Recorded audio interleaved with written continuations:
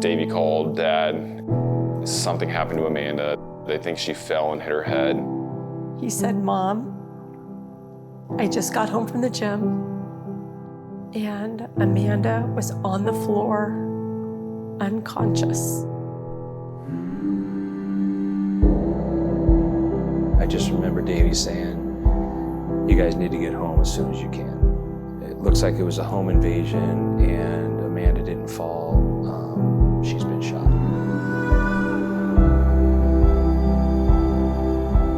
In a murder that has made national headlines. Shocking the nation. Heartbreaking murder. A pastor's wife, a 28-year-old mom, shot dead inside of her own home. Adding to the tragedy, she was 12 weeks pregnant with their second child. Amanda was rushed to the hospital, placed on life support, but could not be saved. What a terrible story. What a tragedy.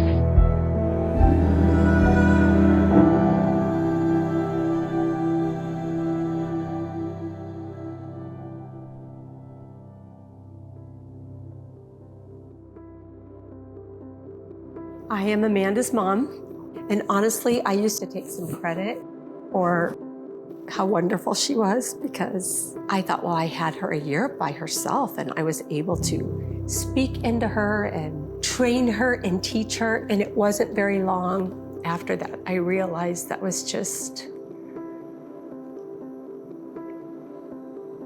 it was part of her character. It was part of who she was. And I really had nothing to do with it. You know how all your kids are different, and they each have a different role in the family and everything, but Amanda just had this special piece about her. We were all 1 year apart, so naturally we were close in everything that we did. It just doesn't seem like the same. She was always just trying to keep up with us. We spent a lot of time messing around with her, playing jokes on her. She wasn't your stereotypical youngest child. She was really independent from a young age growing up. That was fun. I can't do it. Did you get to that camera? Yeah. She was so sarcastic, and I loved that so much about her, and I loved that humor that she had. She's so funny. She has the best laugh.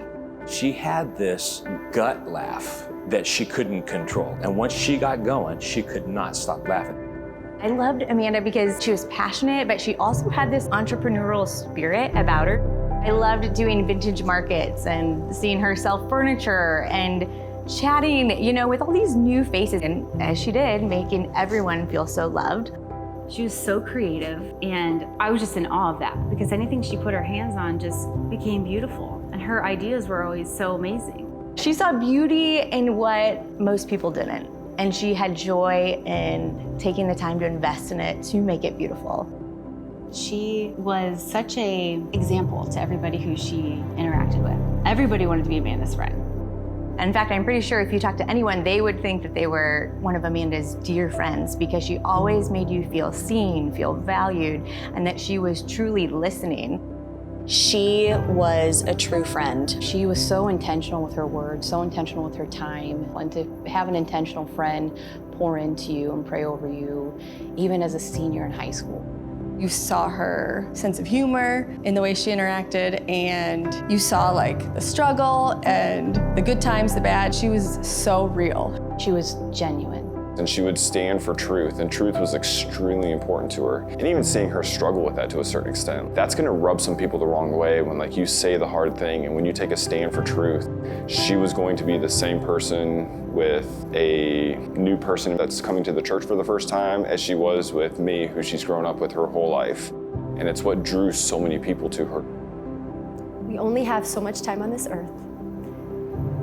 And I think Amanda was just always aware of that.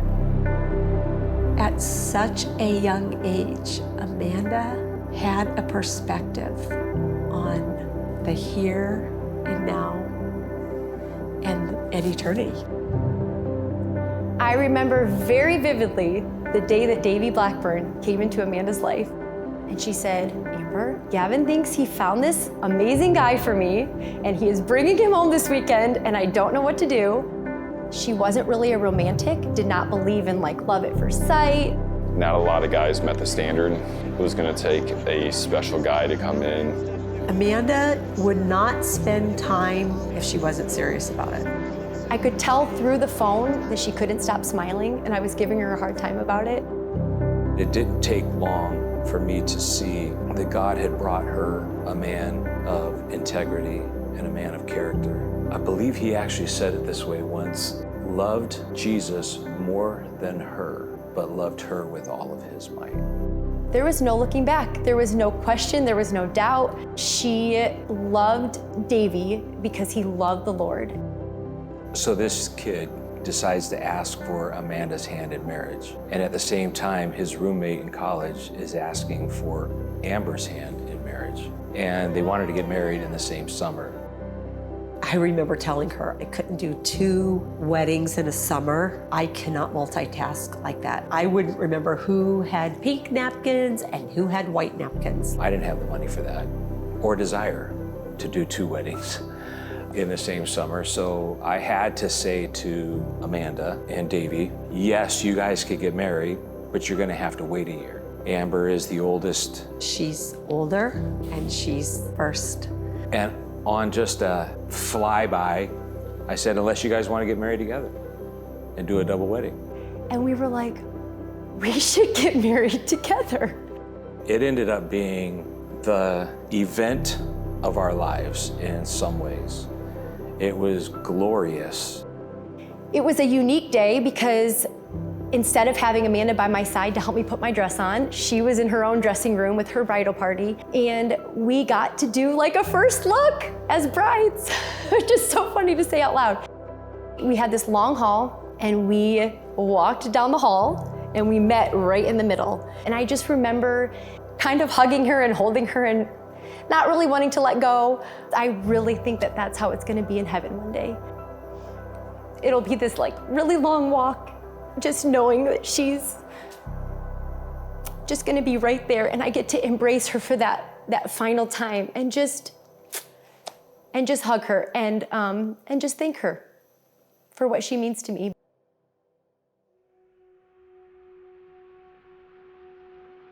Davy and Amanda were really praying through whether or not to plant a church in Indy.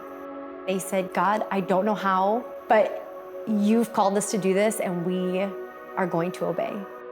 I remember visiting Resonate. We walked in, it was very small, but the people who were there were genuine. They loved you. They were so excited you were there. It felt like home. I loved watching her have relationships and impacts with like all of her neighbors in the neighborhood. I loved watching the way that she genuinely loved on people who were coming to Resonate for the first time. She always made you feel loved and welcomed. She really spurred on my faith. One of the things that really impressed me about Amanda in ministry is she began to have a real heart and passion for the women in the church. The narrative, when we're talking about ministry, shifts from, oh, Davy's doing a great job, you know, and Davy's got this going on, to, let me tell you some stories about my ministry. And there are still women to this day that will write us and tell us about the ministry that Amanda had to them. The things that really mattered to Amanda. She reflected Jesus in everything that she did. One thing I've learned from Amanda and doing hard things is there's just always reward when you obey what God is calling you to do. Seeing people come in and meet Jesus for the very first time, that was her reward. Her devotion to the Lord was surpassed mine. And here I am, a pastor. It shamed me in some ways, because I was just like, wow, this girl loves the Lord and knows what it is to make him the Lord of her life. And that's what she did. As I look back and reflect on the impact that her death had, it's just amazing to me how God knows what you need and he provides it. One of the blessings that has been for me on this side of it all is that I'm able to see the purpose in it. I'm able to see the lives that are changing, the transformation that's happening in people's lives just from following Amanda's story. I think her story stands out because people could tell there's something different about her. You can't take anyone to a place you've never been before. You can't lead people up a mountain you've never climbed. And so the wonderful thing about this ministry is that it can speak the language of the brokenhearted. John meets Jesus for the first time, and he immediately goes and tells his brother, come and see. And so I believe that that would be Amanda's hope today, is that you would come and see and experience the person of Jesus Christ.